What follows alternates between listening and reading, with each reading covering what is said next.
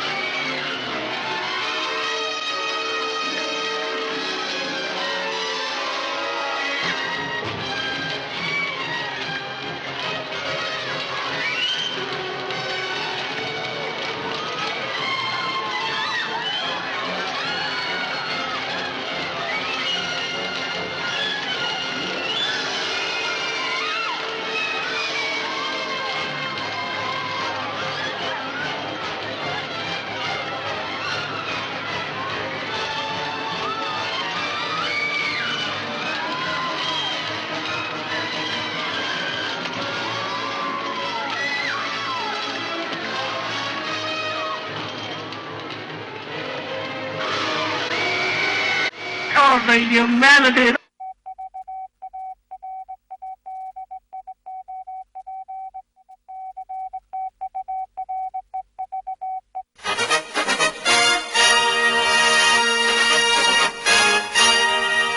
Hi, and welcome to Wellness. It's a wellness show today. All right, here's my guest host. What's your name? Gonzo. Gonzo, Gonzo. Michael Gonzalez with an S. Yes. And as Gonzo's explained to us on the show that his great-grandfather was from Poland, and Gonzalez is actually a Polish name. That's before we realized that he is a backstabber and tells all sorts of stories. Is that you we're talking about, Gonzo? I guess so. Why don't you introduce our guest? Why don't you introduce our guest? His name's Don Gorton. Coming up, we have Don Gorton. Oh, Don, how are you? Let's put his Good, picture up thank you. there. I'm going to take off my hat, but, we have very bad lighting here that, oh, God, we shouldn't have two bald men on the screen. I don't at think the it's same that time. bad lighting. I Put think my- it's fantastic lighting. There's 1, 2, 3, 4, 5, 6 things right there. Boom. Don, that we are live. This is a call-in show. Clearly. And, it's called Ward 13 because they have 13 guests, which is about the same, that John Milton had when Viewers. at Comus when they had the play. You said guest. You meant What do you viewers. call me? Viewers. Oh, I meant viewers. Yeah, you said guest. The big issue in Boston, Slow down. Okay, the let's go. LGBTQ community, Don, introduce is yourself. the dissolution of the Pride Committee. Don, you got to introduce yourself. Tell us who you are. I was the Stonewall 50 chair for the Boston Pride Committee in 2019. That was the 50th anniversary of the 1969 Stonewall riots, which are credited by most observers with Right. the breakthrough in LGBTQ rights over the last 50 years. So I organized a series of programs to highlight Stonewall and to, educate the community and the larger population as to what it accomplished.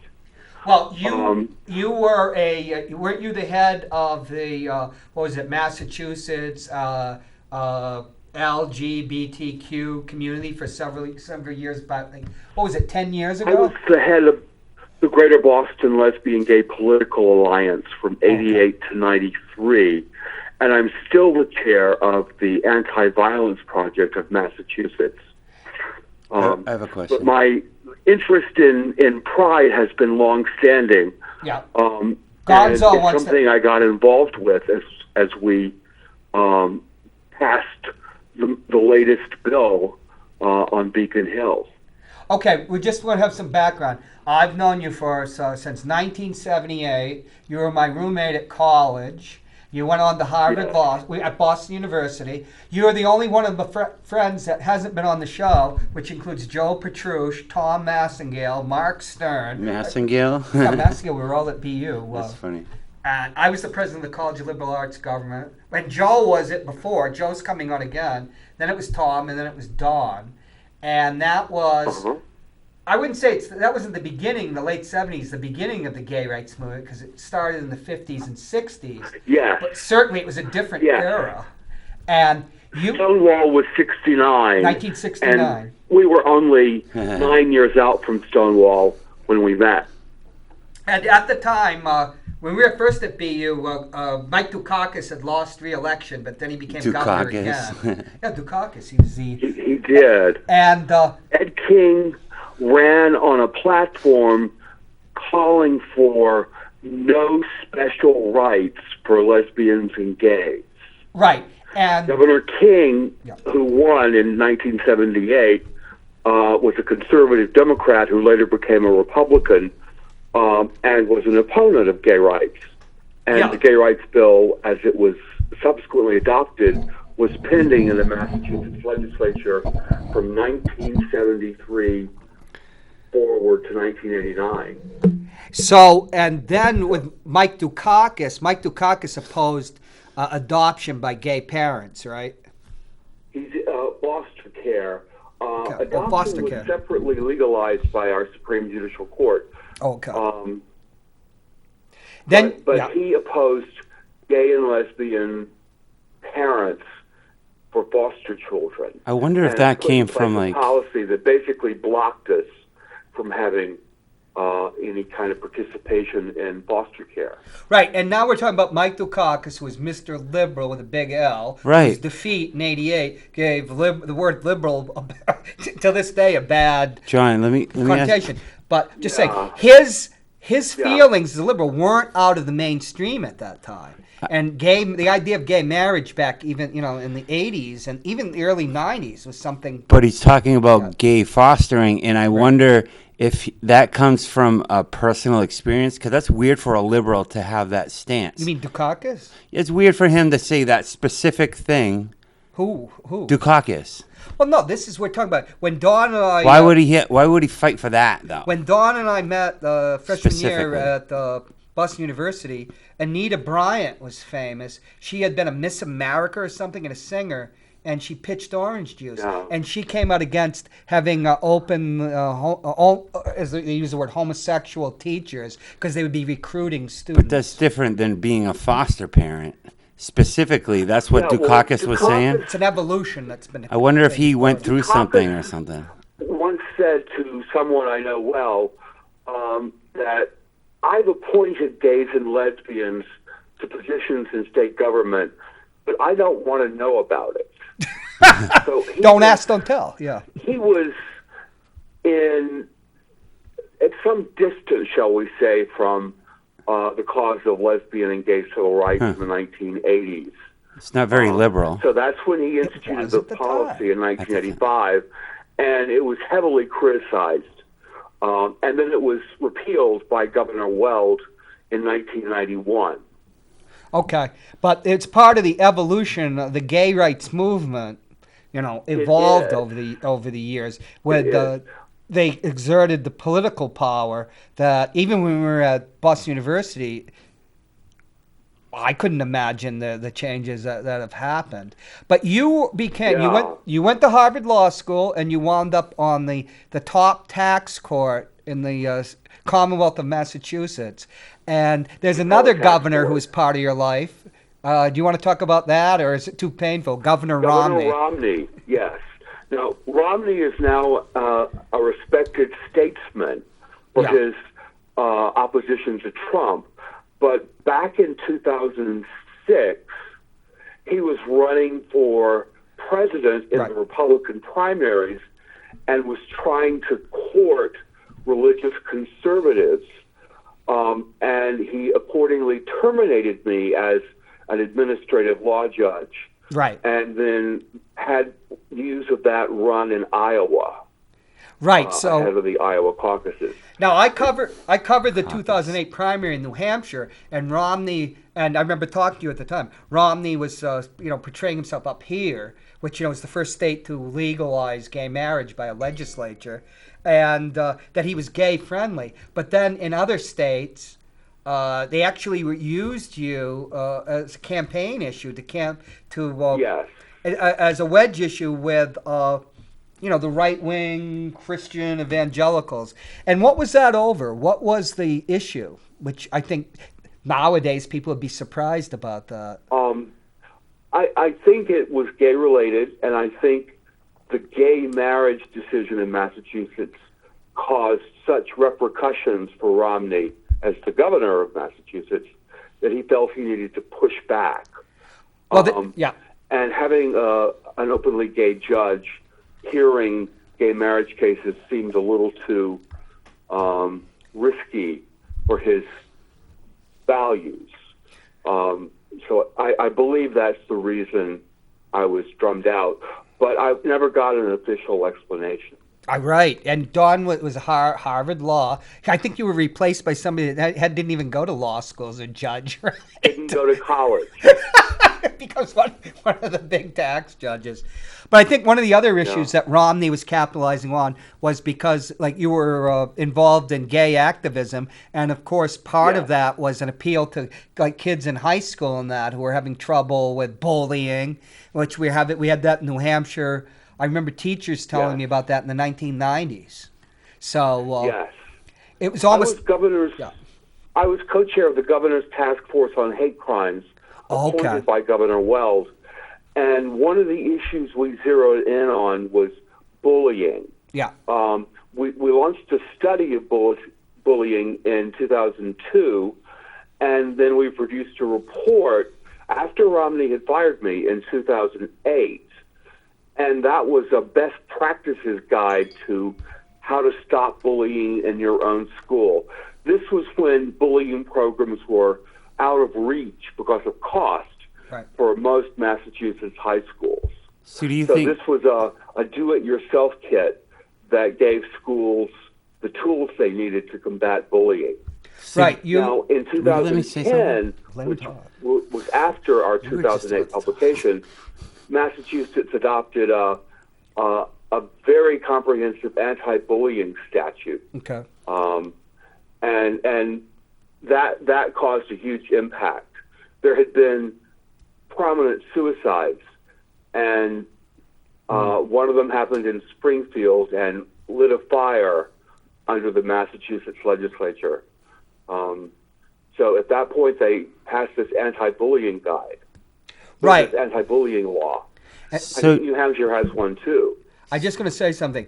At the time, the evangelical right was saying that outreach to help gay students was, they were going back to the Anita Bryant days. Well, this is recruiting, straight kids to become homosexual. Gonzo would like to ask. So, Don, do you think you were just too active, in that, they were he's too much of a face for this, for this cause? And did he fire you in person?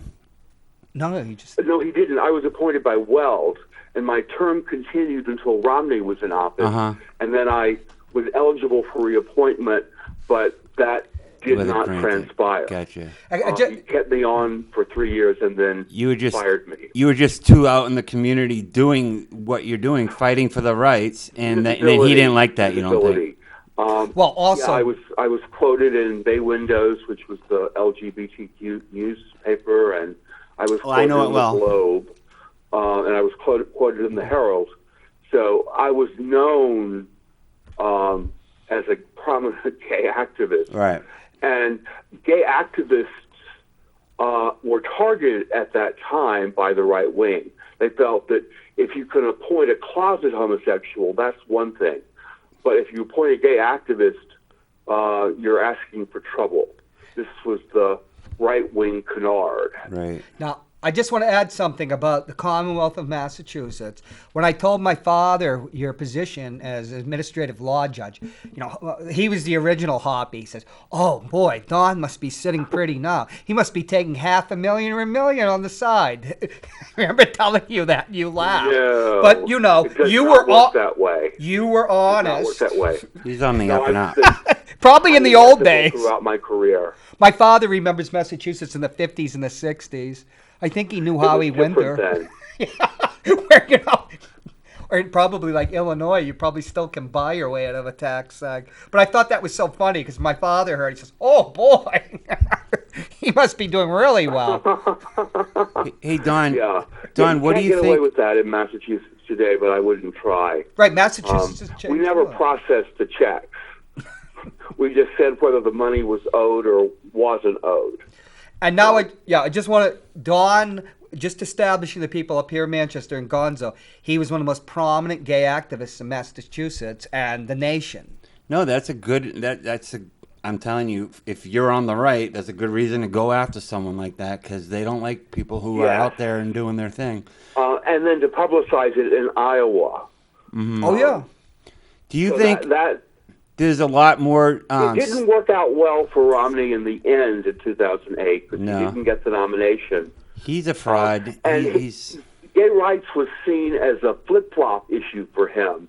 He had used it to market himself both to liberals right. Just and because to Massachusetts extreme is a conservatives. teetering state. He's been on both sides of the issue. Well, that's and that was very much Mitt Etch-a-Sketch Romney. Yeah. And you were one of his targets, but only Indeed. only in the going the Midwest and I'd maybe say the South. he Not was more around of here. more of a hindrance or of an annoyance than a target. Like he didn't like it, and he needed to prove himself to Protestant rights. evangelicals because they're suspicious of Mormons. Yeah, right. No kidding. And Romney, of course, is one of the most prominent Mormons in American politics. So there's that's right. Among He's some the guy. fundamentalists, Mormons are seen as not Christian. That's right. Which is, that was, I think, a slander, but nevertheless, that's the position some take.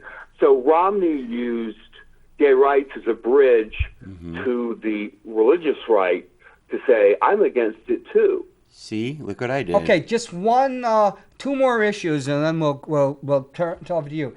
I think that you helped co-author a bill in Massachusetts about researching crimes against transgendered individuals, and I know that you had a prominent. For years, you were campaigning against what is it called? Reparative therapy. Yeah. So, what is reparative therapy? And at the time, was it widespread? We weren't able to get a sense of the extent of conversion therapy in Massachusetts and New Hampshire, but we had individuals step forward and say, I was subjected to conversion therapy in Massachusetts at this point in time. So we were able to find people who'd gone through it, survivors, and we were also able to find various peer counselors who had referred questioning youth to a conversion therapy practitioner. We were able to say it's happening. We don't know to what extent, but we know it's happening, and these are the leads that we got. So we were able to establish that was an argument made against the bill, both in Massachusetts and New Hampshire, which was it doesn't happen here, which is false. But nevertheless, it was a line of argument because there are no statistics that can be collected. But there's an estimate that a total of I think 700,000 people have gone through conversion therapy in the United States in living memory. Well, Lou Reed, the famous rock and roller, the Velvet Underground, and in the late 50s, before he went on, I think it was after his freshman year at Syracuse, that his parents had him committed to a mental institution. when to cure his homosexuality, and they actually used electroshock therapy on him. I mean, which is barbarous. That was standard medical protocol Yeah. In the 50s and early 60s. So conversion therapy was what the doctor ordered if you exhibited homosexual feelings. Well, and so you naturally went into that. Yeah. That stopped as a pervasive practice after homosexuality was declared not to be a mental illness. that was only in stopped at the, '73, right? Universal practice. Right. But it continued because there are still homophobes who want gays to change and are willing to impose that change through mental health therapies. Well, there was famous cases of people like Tennessee Williams was one of the first. He's openly gay, and in the early '70s, he came out, I think, on Dick Cavett or something, and he would say in his memoirs, he's one of the great writers, and that might have cost him the Nobel Prize at the time. He's one of the greatest American writers of all. That he had a Freudian therapist who was dedicated to changing him into a heterosexual, and he always for years says, it's not going to do any good, Right. And he had a great sense of humor about it. He was a neo-Freudian therapist. Freud was more tolerant of homosexuals than the neo-Freudians, who are the ones who developed psychoanalysis after Freud died. Yeah. So that was the neo-Freudians came up with a theory. We'd gotten stuck at an early stage of psychosexual development, adolescent. And we just needed to have our relationships sorted out properly, and we could change and become the heterosexuals we were meant to be. Yeah, Yazidi was a good piece of... was exposed as a lie. And since that time, many states, about 19 states all told, have passed laws against conversion therapy. Don, have you seen in our view, it's child abuse. Yeah. Have you seen the movie Boy Erased with Russell Crowe and Nicole Kidman about that? It's a current day. It's set in the current day. It came out about 2 years ago, and it just covers that. And the boy goes to church, and they recommend conversion therapy, and he ends up getting raped by other boys. Powerful film. Russell Very Crowe powerful. And Nicole Kidman. Put up your tab. Based on a true story. Mm-hmm. It was very powerful. It exposes the fraud that is conversion therapy. They don't have any tonics or Boy Erased. other potions to turn a gay person straight. Right. So they have to go through basically instilling anxiety and shame in the subject, the psychological subject, so that he or she will not express homosexual tendencies. With other homosexuals. Basically too bucked up to... That's what messed up about it. They have these people go to camp, and then they go with other homosexual men, and what's going to happen? Like, there's just layers and layers to that movie, and it is powerful. It's powerful because of how normal they sounded. Met in conversion therapy. They were both there, and they fell in love, and then they dropped out together and got married or something. Of course, because you can't change someone. Very few of the ex-gay activists are still ex-gays. They're ex-gays. And they're the ones who ran all the major organizations that just sort of sprung up in the 1970s after they were fighting back against the American Psychiatric Association. Well, this is an important topic, and I'm glad you're on. Well, right here, it's everywhere that people don't want to talk about it for some reason. It's like I think so. It's got to be a little bit better now than hiding it back in the day, though, right? Like that must have been the worst. It's better, although it's changed to such an extent that it's hard to hold both the old reality and the present reality at the same time. So that young folks who are expressing themselves as transgender or gay or lesbian, they don't really have an insight into what it was like in the 60s. For a person like Tennessee Williams, who was much older, they just don't have that frame of reference. Or the 30s even. But there's still pervasive homophobia, and we know that because there's still gay bashings that happen, and there's still discrimination.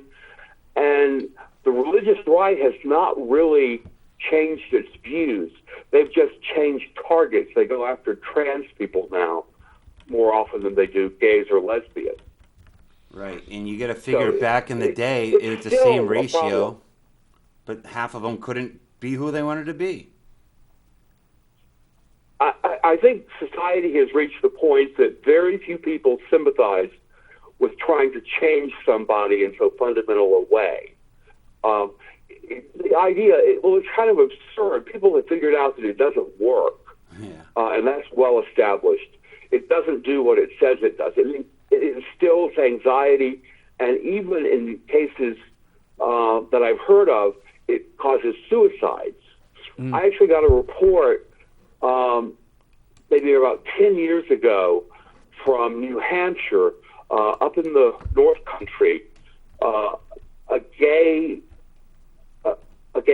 adoptee, a young man, maybe 16 years old, who was adopted by two fundamentalist parents, had been sent to a conversion therapy camp in Maine, and we were trying to spring him out. What I'm told happened in that case is that he attempted suicide and was taken away by New Hampshire Family Services.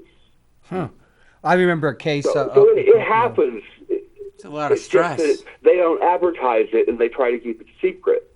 It's a lot of stress. You because can't it's not, go home if you're not right. You know what I mean? For these kids, and they're at this camp, and then the pressure's on, and then they're done the thing, and they're not changed yet, and you got to go home to your dad who sent you there. Well, here in Manchester, we have a mayoral candidate that is staked out a position to the school board. Our school board has passed an accommodating policy towards transgendered students, and he's just railing against it. Discriminates against girls, discriminates against families, discriminates against Christians. What's their problem? I don't get it. It's not her. It's no, him. but what's their no? I didn't say her. I said, what's their problem? Unusual. The people who oppose this. I don't think what's their Victoria issue? Sullivan said anything about But this. why do people care so much about what people do? I don't get it. Well, you think about who we're talking about. Is against the law in New Hampshire, and it's lost in the court of public opinion decisively. So that's why the religious right hides it when they do it now.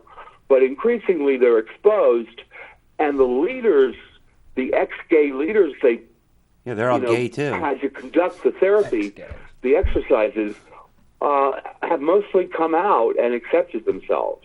Right. Yeah. Like the head of Love in Action, the head of Exodus, the various groups that performed conversion therapy have disbanded, and their leaders have, entered the gay lifestyle, as some might say.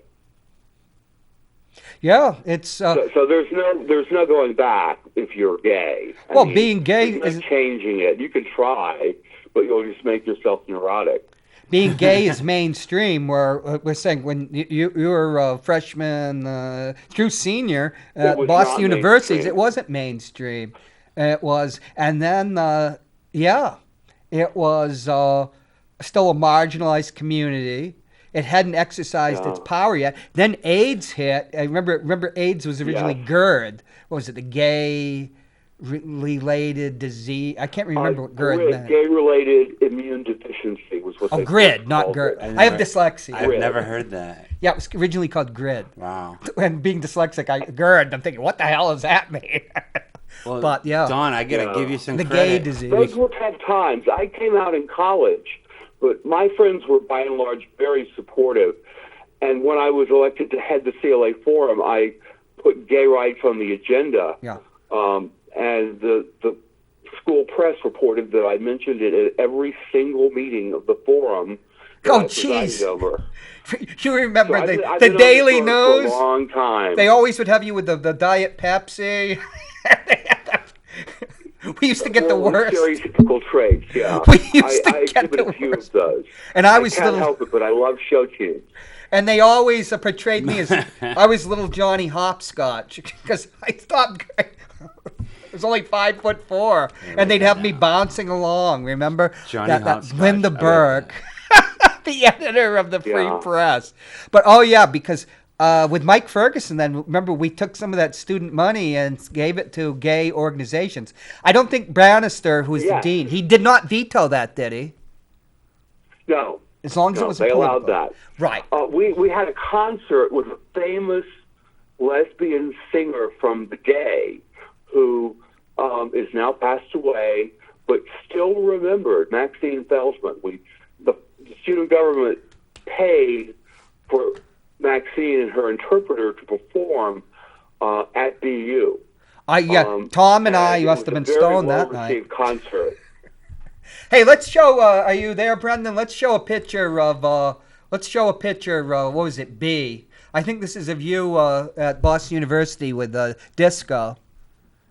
Oh, okay. There you are. That was my room. Although I remember being, who remembered? That's right. I was probably stretched out, stoned on the other bed. The other side. Glenn. Okay, let's see Relax. So they said that Tiny Dancer was influenced by this Maxine. Oh my God! Feldman. There I am at 18 years old. I'm on the left. Oh my God! That all the way to the left. Yeah, there's Mark, The little girl on the left. Yeah. the one with the beard and the hairy Oh, chest. okay, no. Look what I'm looking at. Dude, Longingly, Oh, my goodness. I'm looking at pot. You look like a stud. And there's Tom. Tom's holding the bong. Look at you guys having fun. We destroyed the floor, and the Boston Herald actually wrote about us. Yeah, it's killing it right now. Oh, well, yeah, we were. Some of the people on our original floor at Warren Towers were juvenile delinquents. Oh, we were. And threw the couch out of the window. Let's from not the talk about 13th floor. That's great. Hey, college That, man. And then it was. that was an infamous moment. Oh yeah, but we we were. got charged for that. We were the all-male floor, and so was 9A, and they had the Worship the Sitco sign called. We were in Warren Towers, which was this 18-story cinder block building. We which were was very tolerant torture. of that, the cult of Sitco. We had very broad views.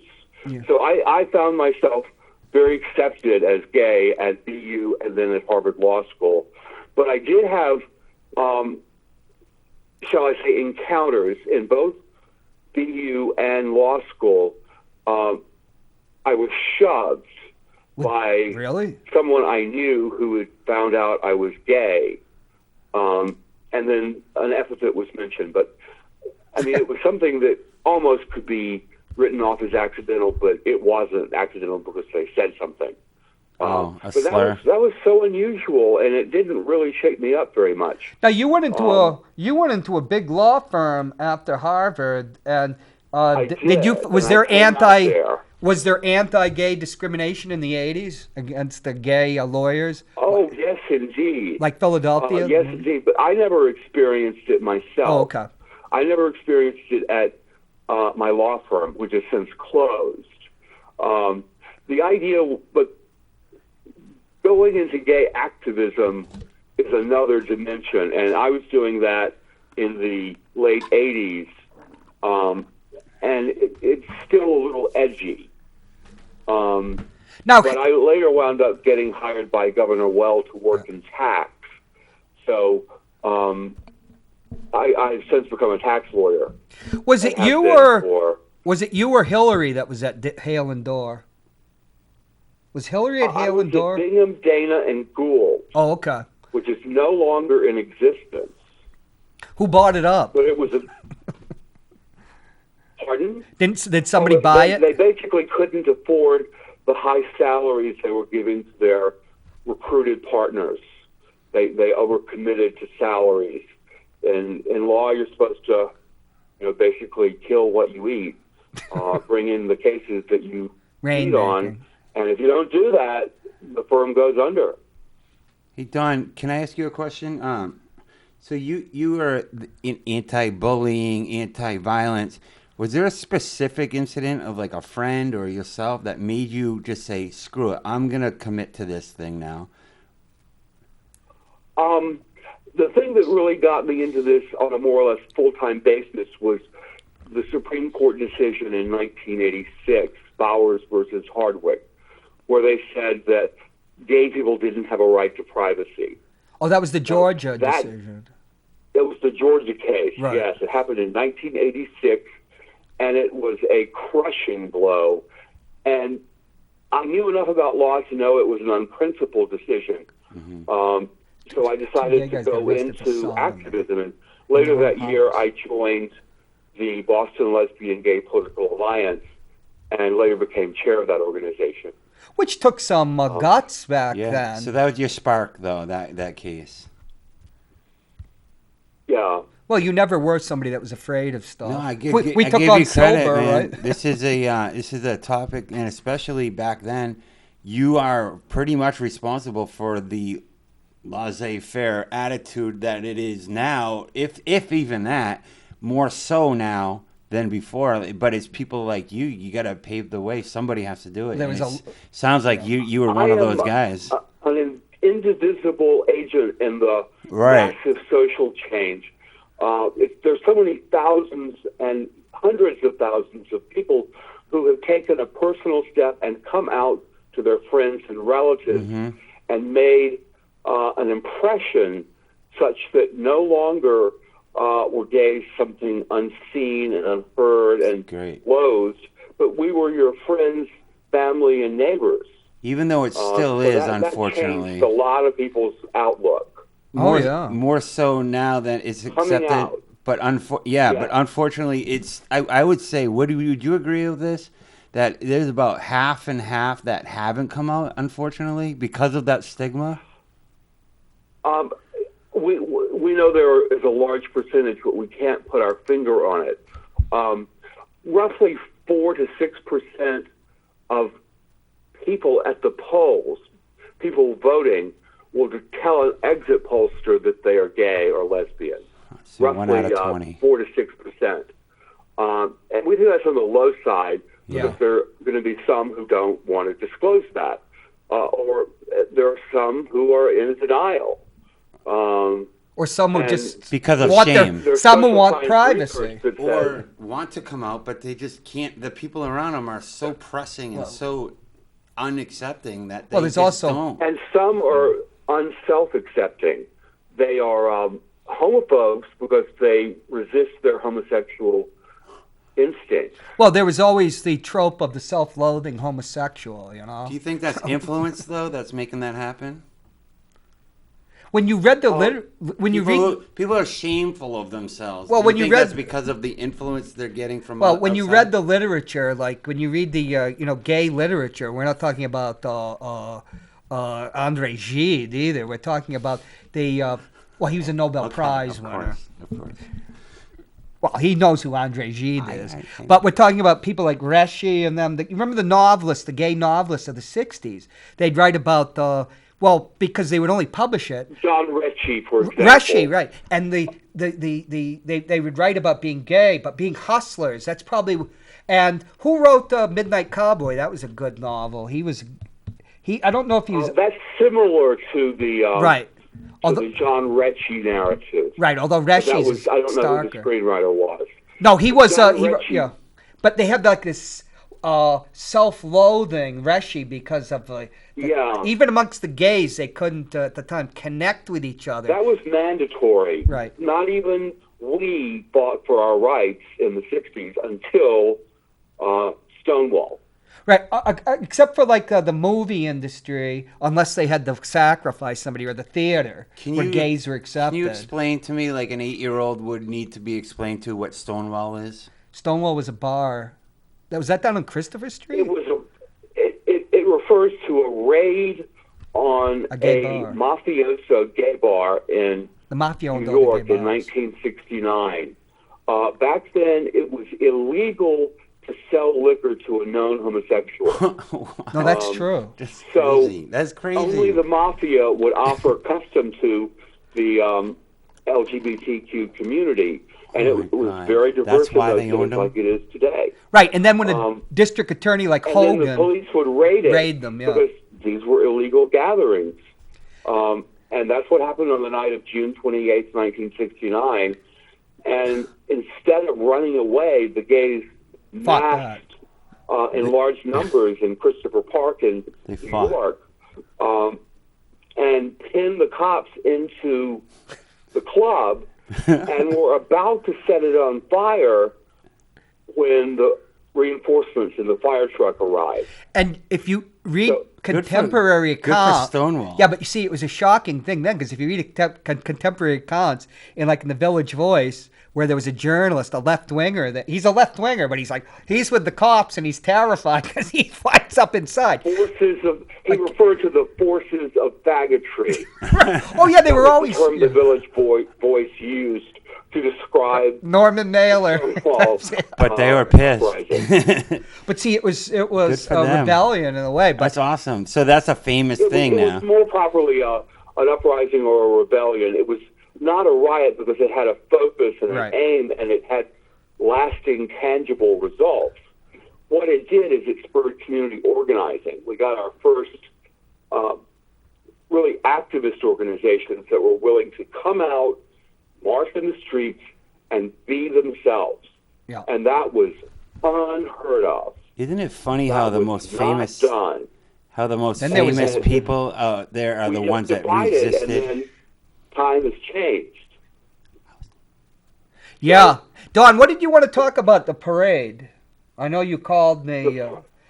What's happening? Yes, What's the the subject parade- you want to talk about? The parade committee has dissolved. Well, what parade? Um, We're in Manchester now, The Lesbian, Gay, Civil Rights Pride Parade. and they didn't have it pride. this year. We haven't had it since 2019. Last year, COVID canceled everything, and this year, the lifting of the mask mandate came too late in the year to allow Pride to take place on the day in June that's set aside for it.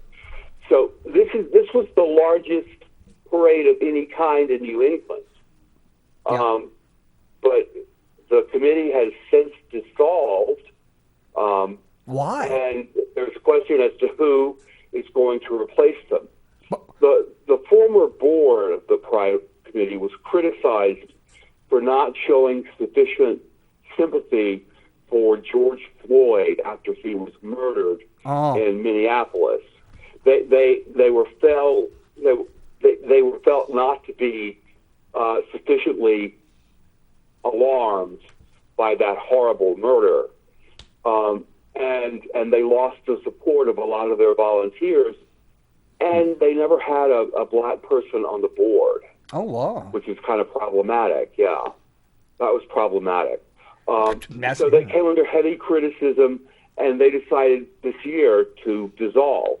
Now, their critics are still out there, and you wonder, are they going to try to resuscitate Pride? But everything is up in the air right now. There's no certainty that there will be a parade next year, although people expect it.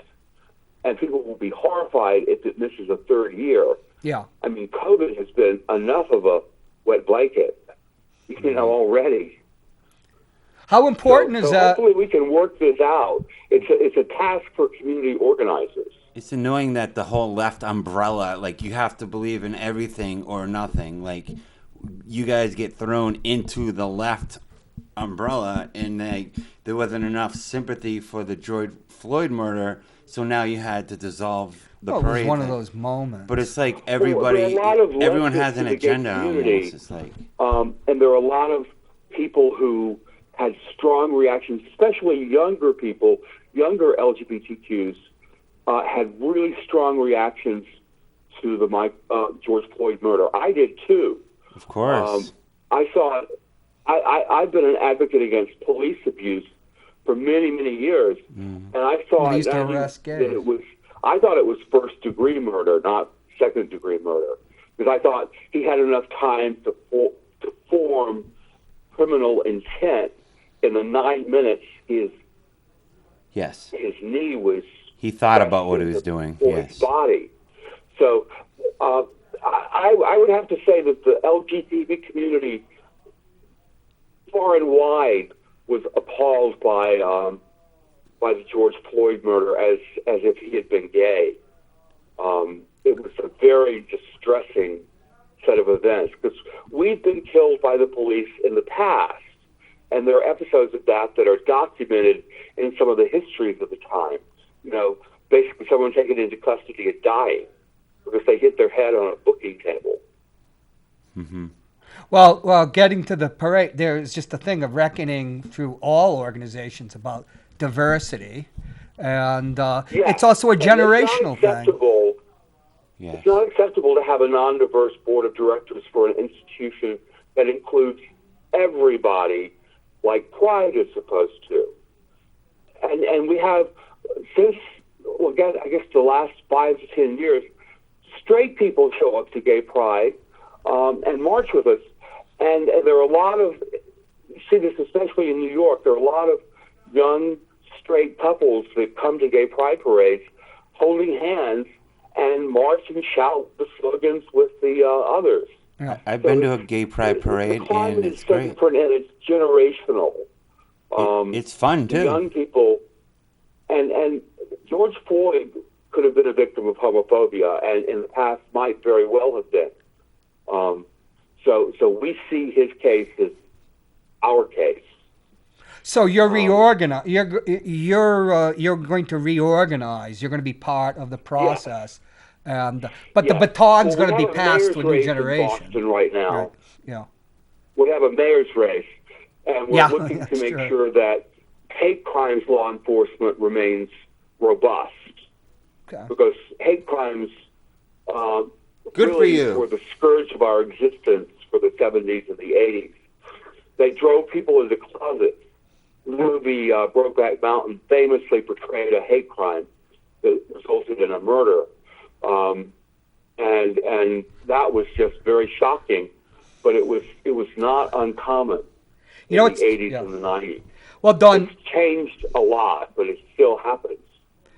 what's fascinating is, when I met you, you're from Belzona, Mississippi. And something famous happened in the 50s in Belzona, a hate crime. The Reverend George Washington Lee, a black minister who lived across the river from the town, the Reverend George Washington Lee, and he organized the voter registration drive in the 1950s. This was 53, 54. That was not done in those days. Yeah. The Reverend George Washington Lee was assassinated. He's murdered with a shotgun. Yeah. He was murdered. He was shot. His death certificate said heart attack. He was shot. With a shotgun. Yeah.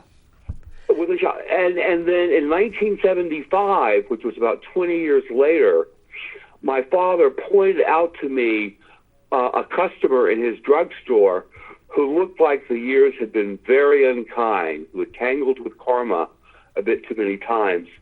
And Dad said he was the one who killed the Reverend George Washington Lee. Right. Everyone knew who it was, and he was never prosecuted. That's right. There's a memorial to to victims of those type of assassinations, and he is one of the names. Financial pressure was applied to voter registrants, and they all ceased to be voters after the assassination of Reverend Lee. Yeah. But my grandfather's pharmacy and then Goldberg's department store were the only two businesses that refused to cut off credit to registered voters who were African American. Brendan, hold on, Don. Brendan, can you do something about all the noise? Yes, I can. I mean, this is ridiculous. Hey, Don, you were dubbed. But I just want to say, Don, so in other words, I just brought this in is because the civil rights movement, and you were brought up in a segregated South. You went to a busing academy. Had a huge impact on the civil rights movement. Oh, it definitely did. Well, I mean, the gay rights movement. Realizing I was gay, it told me first that a lot of people who claim themselves to be Christians weren't showing Christian love, and I didn't have to listen to them. And it kind of undermines the whole theological basis for prejudice. Yeah. To see that I was subject to prejudice based on something irrational and antediluvian. Yeah. So, Don, you were dubbed by the New York Times as Stonewall 2.0. Do you embrace that title? Yes, I was part of that. Do you embrace that? Are you accepting of what they called you, 2.0? Like the next? In Stonewall 2.0, that emerged after Proposition 8 was passed in California, repealing gay marriage in that state. That was 2008, the year Obama was elected. And what happened is on November 15th, 2008, nationwide protests were organized at city halls. Uh-huh. So hundreds of city halls saw protests against Proposition 8 and the end of marriage equality in California. Yeah. And then in Massachusetts, we formed a corporation and became an activist group.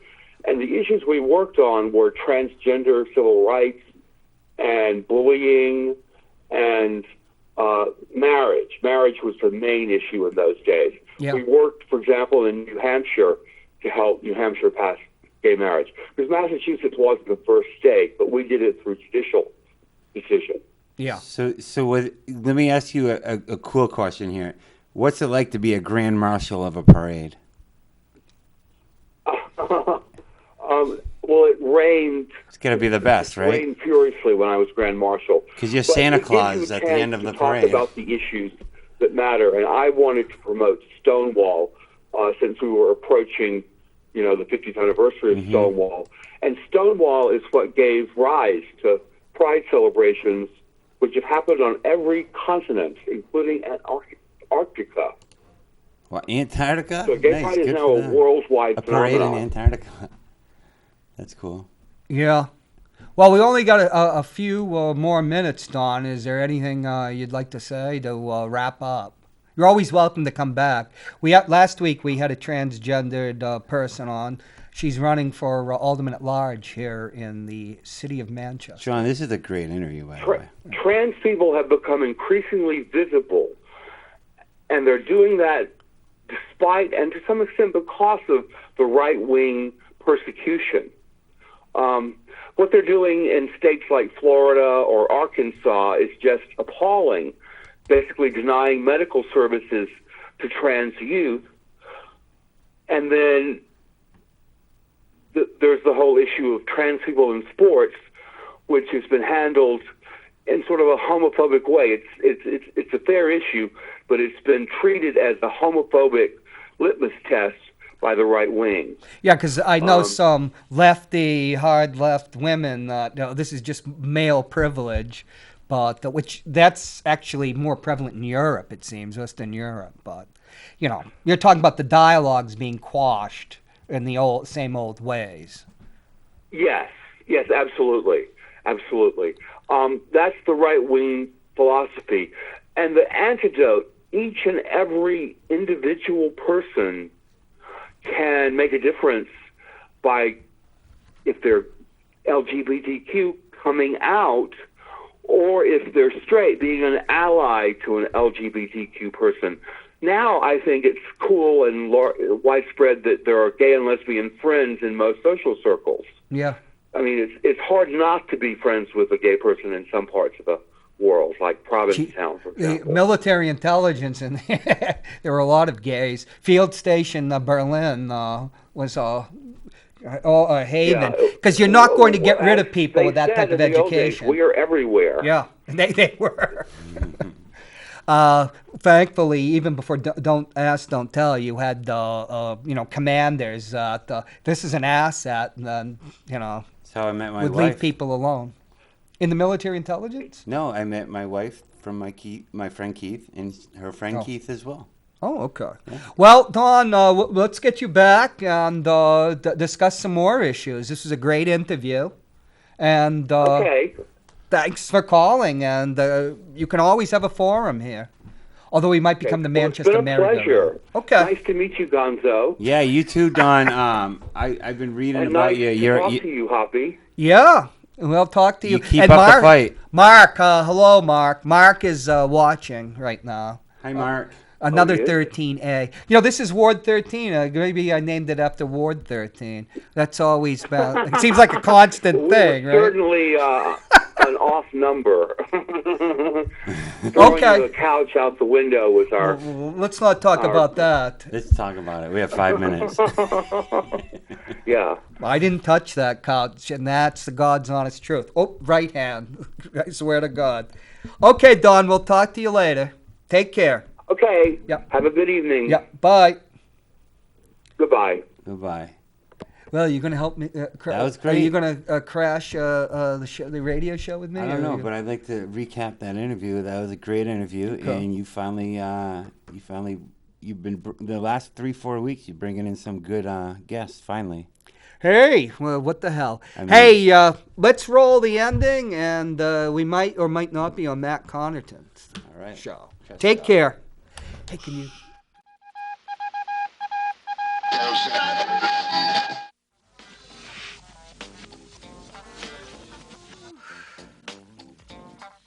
Why don't you take your tie off? You look like you're choking to death. Wait.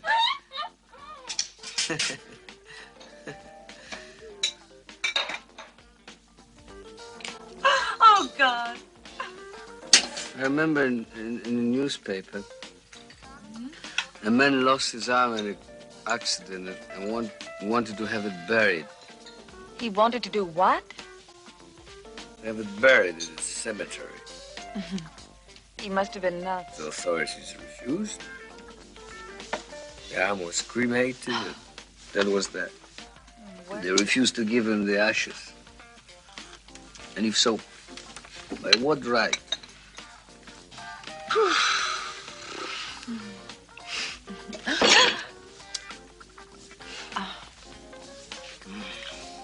All right, that'll do. Don't worry.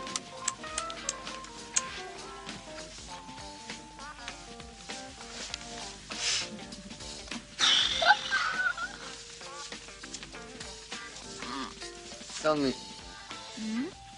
at what precise moment does an individual stop being who he thinks he is?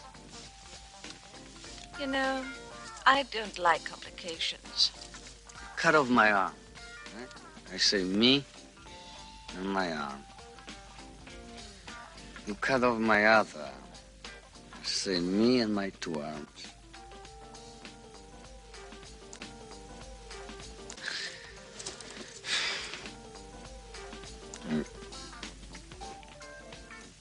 Follow me?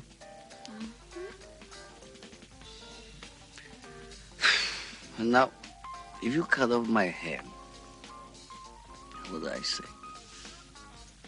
Me and my head or me and my body?